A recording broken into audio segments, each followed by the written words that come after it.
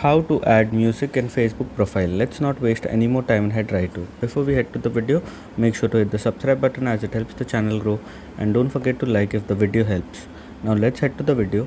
First, you open your Facebook. On the top three left, you'll find the three lines. You click on that, and here you click on settings and privacy, and then you click on settings. Once you open the setting option, you have to scroll down. You will find an option of audience and visibility. Here you have to click on profile details.